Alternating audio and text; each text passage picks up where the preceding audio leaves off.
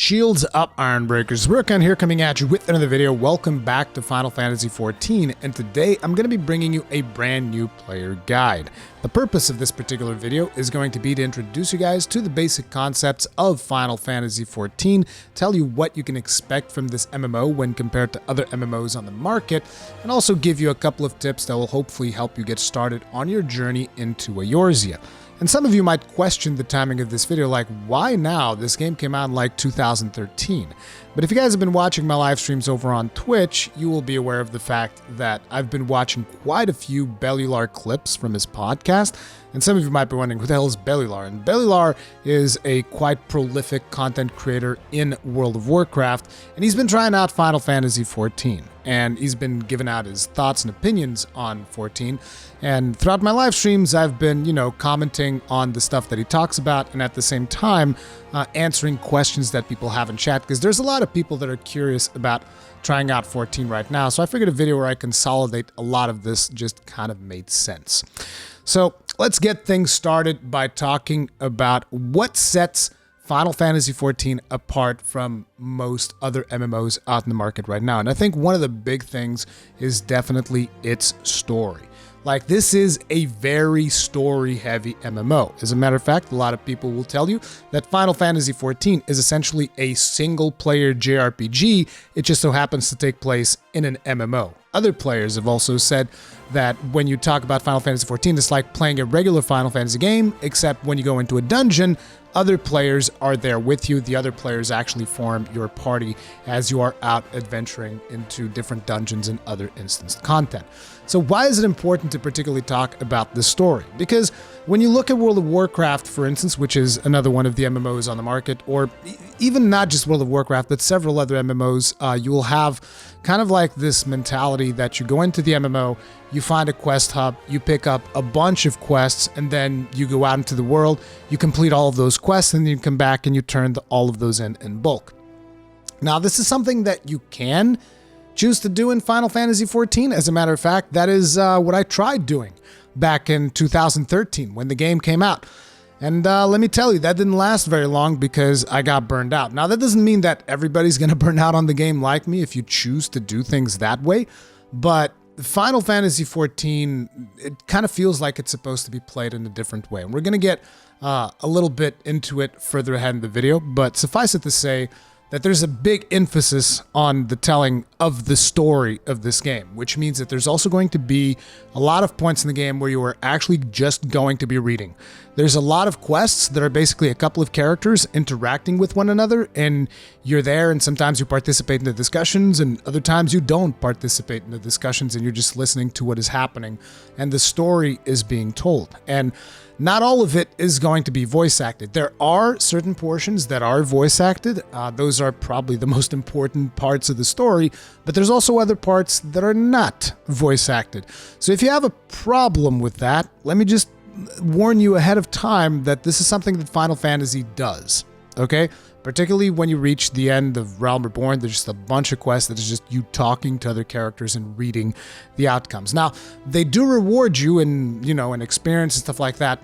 Not in the post-patch quest, that's a different topic altogether, but they do reward you with experience, with the same experience that you would get, like, say, for instance, in another MMO, they'd give you a quest, go kill 10 of this, right?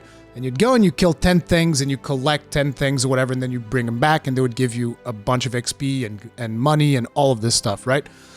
In Final Fantasy XIV, you're going to get those same rewards, but they don't want to force you to go out and hunt stuff all the time. So sometimes they'll just be like, hey, go talk to this character. You talk to a character, you see a cutscene, and you get the same amount of rewards. So it is a game that does not want to compromise by forcing things onto you in order to tell its story. When it makes sense for you to go kill things, they'll send you off to kill things. When it doesn't make sense to kill things, they will not send you off to kill things. So just be aware of the fact that that is a thing.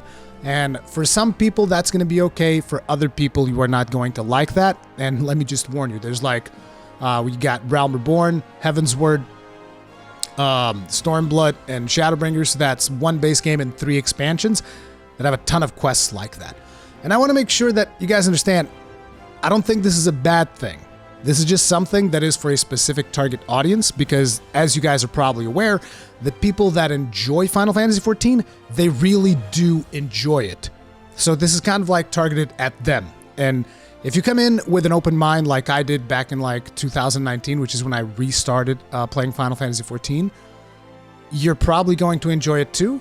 But if this sounds like something that you wouldn't like a lot of story and the game kind of like lives and, not really lives and dies, because there's also a lot of other activities to do, and you can choose to skip. You can choose to skip. I mean, you're going to have to like buy a skip potion or whatever. I would not recommend this because I think some of the best stuff is in the story, but that is going to be completely up to you. I just want to like give you this kind of like extended warning. Like, this game will at times test your patience. It definitely tested mine. And you're not always, you know, it's not all about just go in here, kill stuff, and be done with it, okay? And now you guys are like, okay, so you expect me to pay however much full price it is to jump into this game and only then figure out if I like it or not? That seems like pretty bad. And no, you don't have to do that because there's a trial, and I'm sure that probably a lot of you guys have heard about this. Some of you may not, because I still see people sometimes asking me, hey, Rurikhan, is it worth it for me to buy this game? And it's like, no. It's not really worth it for you to buy it off the bat because they have a really good trial that allows you to test it out significantly before you actually have to take the plunge and buy it. So that would be kind of like my first tip. Do the trial. Just do the trial. You can go to the Square Enix website. You can get a trial on a console. You can, you know, whatever. The game is available on PC and PlayStation 4 and PlayStation 5. And it has crossplay as well. So if you have a friend that's on PC and you want to get started by playing on PlayStation 5, that's fine. You'll be able to join them. It's all good. No problems there. And this trial will go through the base game, the entirety of the base game, which is probably, I don't know, 100 hours, something like that. And you can play through the entirety of the story, do all of the activities, all of that stuff, and just experience the entirety of the base of the game. And then on top of it, they also let you do the first expansion, which is Heaven's Word, which is one of the best Final Fantasy stories. And I'm not talking about best story as in an MMO type thing. One of the best Final Fantasy stories, period. And you don't have to take my word for it. Google it, see what people think about Heaven's Word. Like, seriously, do not take my word for this. Just Google it and see for yourself. I wouldn't spoil yourself on the story, though, so do keep that in mind, because if you plan on playing through it, there's some really good story beats in there. But yeah, so really cool trial, and you guys are like, okay, so what's the catch with this trial thing? Well, the catch is they do limit some of the stuff that you can do, you know, because obviously they don't want a bunch of Chinese gold farmers jumping into the game, starting like farming gold with trial accounts and selling that on websites and completely destroying the economy of the game. So you're not going to be able to gain access to the market board. You're not going to be able to whisper people unless they friend you. You know, there's a couple of limitations onto your account. There's also a cap on the amount of gil you can get while you are in trial mode. But, you know, them's the breaks. At least they don't cap you off at level 20. They let you play over 200 hours of the game. And that is just like if you're just doing one job, because if you choose to do multiple jobs, then, you know, you can increase that exponentially. God knows how many hours you can play the game for. You can level like almost every single class in the game, minus the last 4 classes that were added, because those are the 2 expansions above Heaven's Word. You can level all of those classes to level 60 before you finish your trial period. So just letting guys know there's a trial. It's real good, and it should give you a pretty good idea of whether or not Final Fantasy XIV is a game that you would like. Now, let's take the assumption that you guys have downloaded the trial, you're trying it out, and now you jump into the game and you're like, okay, so servers, how do servers work? And it's fairly similar to the structures in other MMOs. There is a data center, and then inside each data center there is a server. And currently, as of the recording of this video, the way that it works is each data center has a bunch of servers that you can choose to go on. Now, when you choose a data center, it means that once you create a character in one of those servers, you can, you know, visit any other server that you want. So, for instance, if you go to the Chaos server, the Chaos data center, and you select like the Spriggan server, which is where I am, to give you guys an example, you will be able to visit any of the other servers in that cluster. So, Louisoix, Omega, Ragnarok, Moogle, and I might be forgetting one or whatever, but you guys get the idea. You can visit those, but you can't visit servers on other data centers. So that's the important part. You want to at least be in the same data center as friends. If you have friends that play Final Fantasy XIV, you would want to be in the same data center as them. Data centers are also dependent on your country. They will explain to you where each data center is located, and naturally, if you go to a data center that is closer to your country, you're going to have a lower ping, and you're just going to have an overall better experience because, you know, that's how every MMO is since ever. However, the cool thing about this is that in Final Fantasy XIV, unlike in World of Warcraft, you can actually just have, you can create a character on an American server, and then you can create a character on an EU server and play both of those characters in the same account. And eventually, they have a planned feature coming up in where you will actually be able to visit any data center in the game. So essentially, even if you're a European like me and you're playing on Spriggan like me, you will be able to just grab your character and not move it, but visit other data centers like in America, data centers in Oceania, which is going to be a new data center they're going to come up with. You can visit people in Japan. You can do all of that without paying a dime. Okay, now naturally there's limited functionality when you go visit a server, so like you can't join a guild from a different server, that wouldn't work. But still, you'll be able to just like seamlessly play with your friends across every single server that is available in Final Fantasy XIV. But to keep in mind, that's in the future. Right now, you're limited to interactions with people within your own data center. So make sure to ask your friends, hey, I'm going to check out Final Fantasy XIV, which data center are you on? And select a server in that data center. Now, besides that, there's something called the Preferred Realms. Now, the way this works is there's normal realms, which you just join, you create a character, you play the game normally, and then Preferred Realms these are realms where they're trying to incentivize people to get started playing there. So, like, maybe they're low population. I don't know exactly what is the justification behind it. I remember that in World of Warcraft, sometimes they'd have low population servers and they would make it free to transfer characters over. But in this case, they give you a experience boost if you play on a preferred server, which lets you basically level up a bunch of jobs like really, really fast. Like I played on a preferred server back when I started playing in 2019, and I was always like over leveling every single quest that I was doing. And on top of it, you'll also get like 1 million gil at some point throughout your questing if you are playing on a preferred server. It's not super necessary because they've streamlined the questing with a recent patch that they did into the game, which you should never really get locked out of your what is called your MSQ, your main story quest, which was something that would happen in the past. You could get locked out of it and you would have to like grind a little bit to level up, but that does not seem to happen anymore. So even if you can't join on a preferred server, you should be fine. And some of you might find sometimes that you're trying to create a character and you won't be able to create a character on a preferred server because the server is full or something like that. You can actually wait a couple of hours or maybe 1 or 2 days, and maybe then you'll be able to create a character on a preferred server because, you know, there's a lot of people trying to play the game right now, and servers do tend to get overwhelmed every now and then, and Square Enix doesn't just make new servers because that would just like lead to the decentralization of the community. So they really play it safe in terms of keeping the servers well packed with players and not really just, oh, there's too many players, make a new server.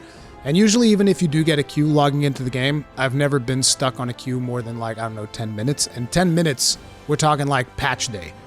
10 minutes in queue, only in patch day. Most of the time it's like a minute, maybe 2 minutes, something like that, tops. So, and that is when there even is a queue, you know, which you usually get queues around big patch and stuff like that, or big events that are happening in the game. But yeah, that's server tips, data centers, preferred servers, and all of that stuff. Hopefully that explains to you guys how the servers work in 14. Keep in mind, like I said, in the future, you should be able to visit every single data center in the game, which is going to be so good to not have that limitation. But there you go. Now, once you get all that stuff sorted out, okay, I know which server I'm playing on, I know which data center I'm rolling on, I know where my friends are at, all that stuff. Let me get started. Let's min-max our race. Let me select the race that I want based on the job that I'm going to play and all of these things. And even back in my World of Warcraft days, I would always tell people, do not min-max based on racials, because in the long term, you want to be playing a character that you like, its aesthetic, its visual look, as opposed to a character that you just kind of like min-max. That is what I would advise most players. In the specific case of Final Fantasy XIV, the racial differences between the different races of the game, they are so incredibly minuscule that I would actually just straight up make the statement, there is no advantage to picking anything other than the race you like. There might be like a 0.00001% because some characters maybe have a little bit more intelligence or a little bit more strength, but it is so incredibly minor that my advice here would be just pick whichever race you like. Do not pick based on, any other factor. Just pick what you like. And if you are doing the trial, there's going to be a couple of races that you will not be able to do because these were races that were introduced in future expansions, and therefore they will not be available unless you get that expansion.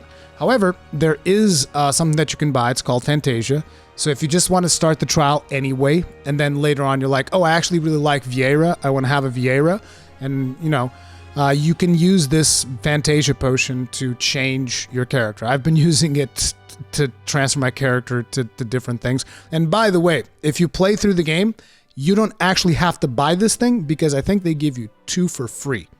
So if you just complete like Realm Reborn, I think you get one. And then if you complete Heavensward, they give you another one. So you're going to get 2 Fantasias for free. So just in case, you're like, oh, I actually want to play this different race that was introduced in this different expansion, you should have a Fantasia that lets you do that. Although, you'll eventually spend it to be a Lalafell. We all know that's going to happen, but it is what it is. I know that Square Enix has definitely taken a significant amount of my money through me just buying Fantasia. But, and I think probably a significant amount of a lot of people's money through buying Fantasia. But, that is how it goes. Now, after you pick your race, you guys are wondering, okay, so what about jobs? How do jobs work? Jobs in Final Fantasy XIV, by the way, are classes. So how do classes work in Final Fantasy XIV? And your starting selection is going to be Gladiator, Marauder, Pugilist, Lancer, Rogue, Archer, Thaumaturge, Arcanist, and Conjurer. These are your very first base classes, and they will eventually evolve into a more advanced class. So the Gladiator becomes a Paladin, the Marauder becomes a Warrior, Pugilist becomes a Monk, Lancer becomes Dragoon, Rogue becomes Ninja, Archer becomes Bard, Thaumaturge becomes Black Mage, Arcanist becomes Summoner, or Scholar, and Conjurer becomes White Mage. And then there's also another class that they've added, which is called the Blue Mage. I'm not going to be talking about Blue Mage in this video. And then if you have the Heavensward expansion, which these are classes that you'll have access to quite simply by playing the trial, you'll also gain access to Dark Knight, Astrologian, and Machinist. But these are more advanced classes. These will require you to actually finish the main story of Realm Reborn and then go into the main city of Heavensward. And when you're there will be quests to unlock these classes so that you can play them. And then once you get to Stormblood, you'll also unlock 2 new classes, which is Samurai and Red Mage. In Shadowbringers, you unlock 2 new classes, which is Gunbreaker and Dancer. And eventually when Endwalker, which is the next expansion we're getting, releases, we're going to get Sage and Reaper. Now, a very important thing is that each of these classes comes associated with a role. This is important, as you guys know, or should know, Final Fantasy XIV works on the Holy Trinity setup, which basically means you got tanks, damage dealers, and healers. And so depending on what you want to do in the game, you'll want to pick an adequate class. So if you pick a Gladiator, you're going to become a Paladin, that's tank. If you pick a Marauder, you're going to become a Warrior, that's tank. Pick a Pugilist, Lancer, Rogue, Archer, Thaumaturge, you're going to be a DPS. Arcanist, you're going to be a DPS, but it can then evolve into either a Mage DPS or a healer, and a Conjurer is going to become a healer. So you always have to keep that in mind. Like, what role do you want to play is going to influence which class you want to play. So you can't just be like, oh, I want to be a damage-dealing Gladiator because, they have the double sword symbol, and you just, oh, I just want to be a dual-wield damage dealer. That's not how it works. If you want to dual damage deal, you have to become a Rogue, which then evolves into a Ninja. Or just become a Pugilist, and you'll dual wield your both fists and beat the crap out of things with your hands. And now you guys are like, so I'll level up to 50 and go to Heavensward, and then I have to start a new character to play another job? No. See, that's one of the advantages of Final Fantasy XIV, and that is with one class, with one character, you can play any job that you want, and you can swap pretty much whenever you want. Unless you're in the middle of an active dungeon or something like that, then you'll have to finish the dungeon before you can swap classes again. But the idea here is one character can do everything.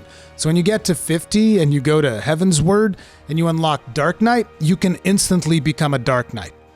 You can instantly become a machinist if you want to on that same character that you've been playing. It's as easy as swapping your main weapon and you're good to go, which is so good. It feels so good just to be able to play whatever you want. Just like, oh, I need to heal this dungeon. Okay, guess I'll swap my main hand. Boom, done. I'm a healer now. It's literally that simple. I'm not joking. I know that it might seem like a foreign concept for someone who's never played 14, but it's literally that simple. You change your weapon, you're a brand new class. So just pick based on which role you want to play and which thing looks cooler to you. As a matter of fact, I would recommend checking out the job actions video that they do. They do one of these with the release of every expansion.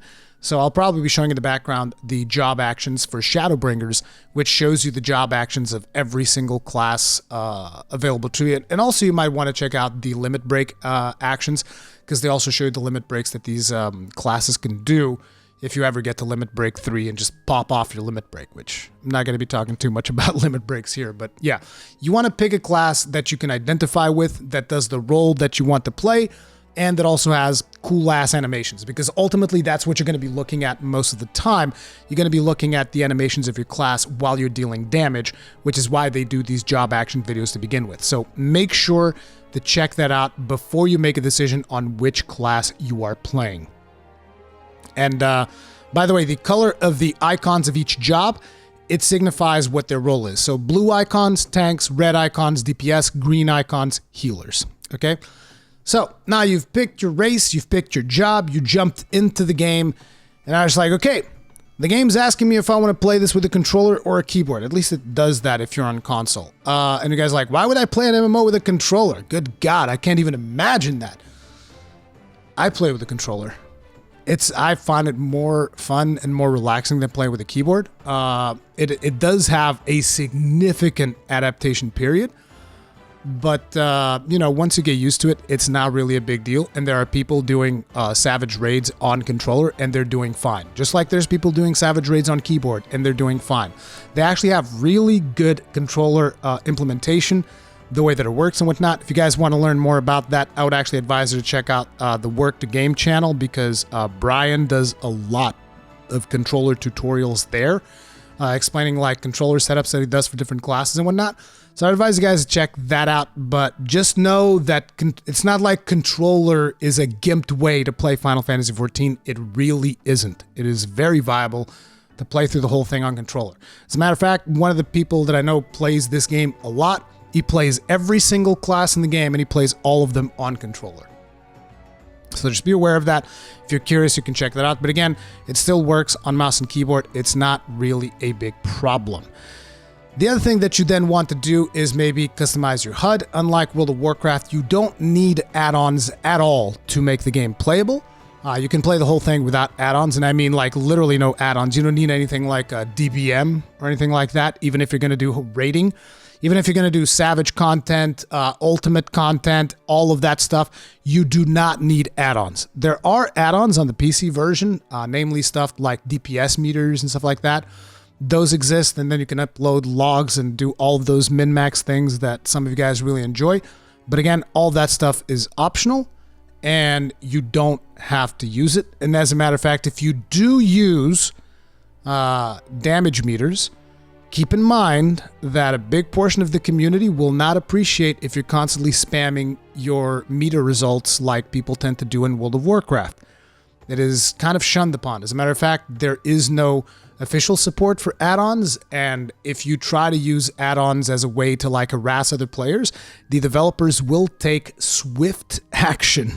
If you're like a streamer or something like that, like I believe that quite a few streamers have been banned for like, you know, calling out players on bad performance and stuff like that. Yeah, the developers don't like that. They don't like you using add-ons to single out people and cut them from parties and stuff like that. But again, you know, if you want to experiment with that, you should feel free to. Just be aware that the HUD is completely customizable from the get-go. So you don't need an add-on like the Move Everything add-on or something like that. The game just does that by default. So you can move all of your bars around, you can change the sizes of your bars, you can move your mini-map, you can move your party frames, you can move anything, you can change the size of anything, you can move the boss's health, the boss's cast bar, you can move literally everything in your HUD. So I'd advise you, don't get lost doing all of that right at the start.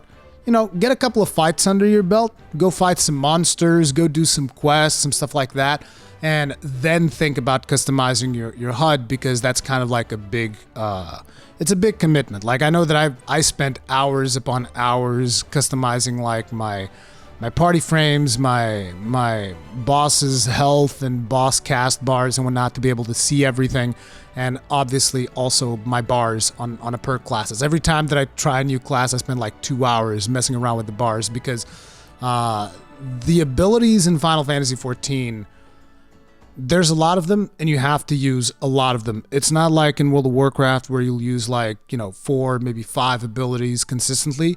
In Final Fantasy XIV, most classes will have a sequence that goes like, okay, this ability, then this ability, then this ability. If a proc happens, then that ability. And then it keeps going like that, cycling through multiple abilities as you go. So it is, it requires quite a bit more of your attention than just like spamming 3 or 4 keys, depending on which class you play in other MMOs. But yeah, customize all of your stuff after you've done a couple of quests to the way that it suits you better, because like if you go and you watch content from any Final Fantasy XIV creator, you'll notice that their UIs are going to be wildly different than what you have, and also wildly different between themselves. Everybody has their own UI style that they prefer, and it's really cool that they've done a fantastic job allowing you to not only customize your UI completely, but on top of it, they allow you to save like 4 different presets. So in my case, for instance, I like to have, whenever I'm healing, I like to have party frames next to my character to the right. So I have 2 different UIs where I just, you know, move the party frames to a different spot from when I'm healing, which is very, very convenient. So you can have like several different templates. So if you would want, oh, I want a template just for when I'm playing ranged DPS, and a different template for when I'm playing healer. The game out of the box allows you to customize all of that stuff. You guys are like, okay, what should I be focusing on now that I finally started playing the game? And it can be very overwhelming. Like I told you guys at the start of this video, the thing that I tried doing back in 2013 was I'd pick up every single quest I could find and try to do all of them. My advice for new players right now is don't do that. My advice is actually don't even worry too much about side quests, unless you happen to be in an area and you're like, oh, I really like this area, I want to stay in this area and learn more about this area. Then sure, you can take side quests in that area, but I would actually focus on what everybody's going to tell you is the MSQ. MSQ, or main scenario quest, is going to be something that very shortly after you begin playing and do the first couple of quests that the game kind of funnels you through, they're going to give you an interface element that shows up on the top left-hand side. It's this red thing, looks like a meteor. That is your main scenario quest, and that is always going to point to what you should do next, because the story of Final Fantasy XIV is linear. So if you start right now and you don't use any skips or anything like that, you're going to have to play through Realm Reborn. It's not like World of Warcraft where, oh, I'm going to go to Chromie time, and now I can choose, oh, I want to go to Warlord's Draenor, and now I'm going to go to Legion. Now I'm going to go... It's not like that. You're going to have to play through the story of Realm Reborn, and then play through the story of Heavensward, and then play through the story of Stormblood, and only then you can start playing through the story of Shadowbringers. That's how it works in Final Fantasy XIV. They're not going to let you just, you know, hop off the proverbial boat, depending on which zone you start in, and, oh, I want to just go straight to Shadowbringers. It's not going to work. Again, there is a skip thing that lets you do that. I wouldn't advise you on doing that. Those things were put in the store mostly for people that play alts. That's why those things are there. There is value in you actually playing through the main story quest. So that is what I would advise people to focus on. Focus on whatever it says on the top left-hand side of your screen. That is going to always tell you which quest you should work on. Now, besides that, every now and then you'll see a smaller quest show up below the top left-hand side, and that is your job quest. So there's different storylines within Final Fantasy XIV. One of those is the main story quest, and then there is a story for each of the jobs that you take. So there's going to be a story for Marauders, which eventually transforms to a story for Warriors. There's a story for Gladiators that eventually transforms to a story for Paladins. And these are all quests that you will do during Realm Reborn every 5 levels. And then in Heaven's Word, I think it's like every 3 levels or every 2 levels. And then again in Stormblood, every 3 or 2 levels. And then in Shadowbringers, they give you role quests, which are based on your job's role. So there'll be quests for tanks, healers, ranged DPS, ranged magical, not ranged magical, I think it's just ranged DPS and melee DPS. And then in Endwalker, they're going to upgrade that to include ranged magical DPS and ranged physical DPS. But basically, there are these quests that you will be expected to do that are for your job, and those are separate from the main story quest. So you'll be experiencing the main story quest of Realm Reborn while you are doing your MSQ, and then every 5 levels, you'll be expected to also experience the story of the Marauder or whatever class you happen to have picked. Those are important because they also unlock new skills for you. So whenever you get a job quest, you want to make sure that you do it. It's not like, oh, I got to do it right this instance, but you know, when you get it, make sure that you eventually complete it so that you unlock your skills. If you do not do any job quests, you will not unlock the skills for your class. Okay, keep that in mind. Eventually, you'll also need to unlock the advanced form of your class. So if you're playing Gladiator, that job quest will eventually become the quest that takes you into a Paladin, which is the advanced version of your class. And then it will require you to actually equip a special job thing that will transform you into a Paladin. So always keep up with your job quest is the point. Now, another very important thing, Aetherites. Aetherites are these blue crystals that you will see in different spots throughout the world. They're pretty big, pretty hard to miss. Whenever you see one of these, run to it and attune to it. What does that mean? It basically means that you unlock it as a teleport point. This game is massive. The world of this game is massive. So in order to allow players to be able to navigate it in a reasonable amount of time, they just unlock teleports throughout different points in the world, and they're unlocked by you attuning to these Aetherites. Inside each of the capital cities, of which there are, there's 3 capital cities in Realm Reborn, then there's there's 1, I think, in Heaven's Word, and then there's 1 or 2 in Stormblood. I don't remember the exact number of capital cities throughout the game, but basically you'll know. They have like the biggest crystals, and in those capital cities, there'll also be smaller versions of these crystals, which are called Aethernet shards. Those essentially unlock different teleport spots in the big capital cities, because when I say big capital cities, these cities are big. So in order to navigate these cities and to save you time, they put these small little teleport shards. And teleporting within a city is free. So you go to that city and you just select any of the Aetherite crystals or Aethernet shards and you'll be able to teleport to any of the locations of the cities. And also, if you unlock all of the Aethernet shards in a capital city, it will eventually allow you to just teleport outside the city as well. So instead of you actually having to walk to the exit of the city, you can just teleport and it will zone you in outside. So that's another thing that you can do. As you play through the game, you're going to run into multiple types of quests. So there's side quests, job quests, like we talked about. There's unlockable quests. There's repeatable quests, daily quests, tons of quests. It's going to be very overwhelming, okay? I know this because I was constantly overwhelmed while I was playing through the game.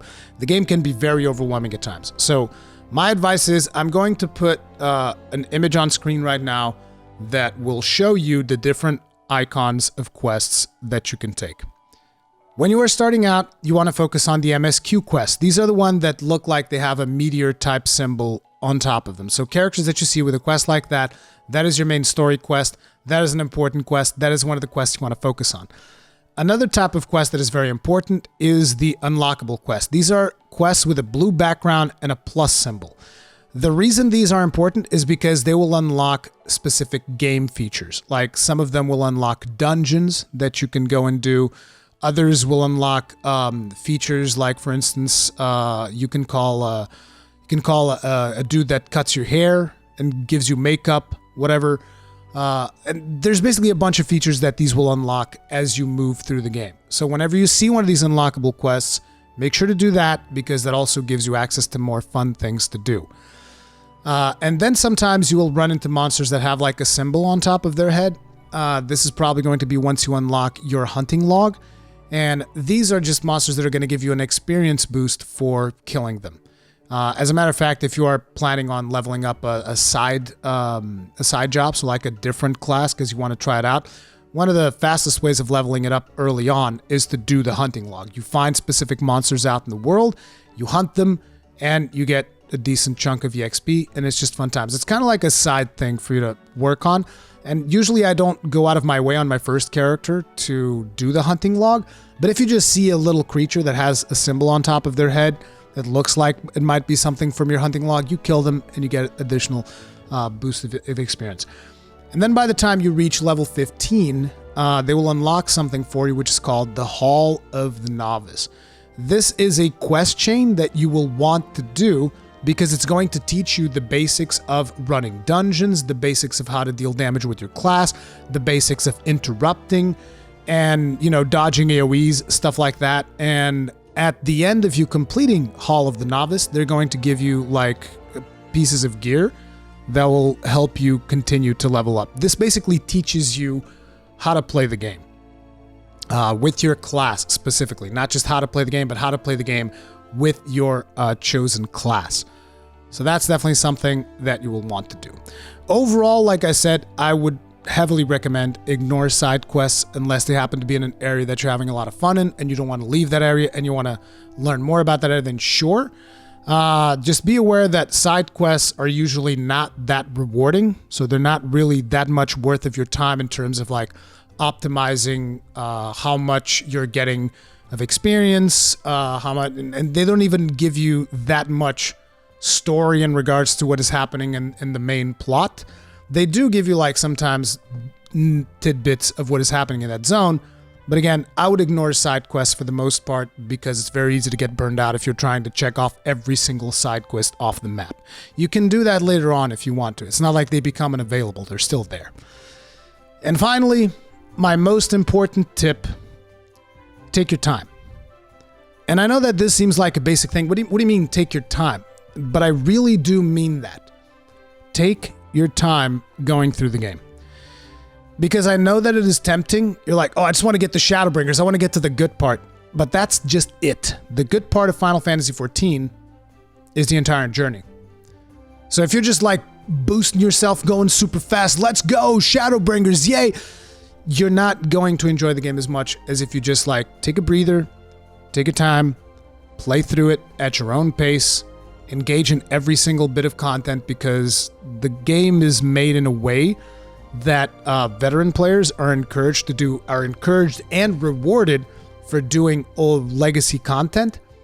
So you will usually find players that are doing raids from Realm Reborn, players that are doing dungeons in Realm Reborn, players that are doing raids from Heavensward and dungeons from Heavensward. So you don't have to rush. You will be able to see the entirety of the content, with one exception that they still haven't fixed, and that is the Coils of Bahamut. Coils of Bahamut is tough. I don't know how they can fix that, but let's just put it like this. If by the time you reach the end of Realm Reborn, you don't have a friend that can take you through Coils of Bahamut, my advice would be you should watch the Coils of Bahamut cinematics on YouTube, because they are extremely important, but only when you finish Realm Reborn, not before. Okay? But yeah, that's my tips, and this video has actually gotten significantly longer than I initially intended, but it is what it is. Hopefully these help you guys out. If you guys enjoyed this video, if you think it's useful, make sure to hit that like button. If you do not, hit the dislike button, because feedback is important. If you guys usually enjoy my content, subscribe, bell notification icon, all of that stuff. I'll see you in the next one. Stay strong, stay safe, peace out.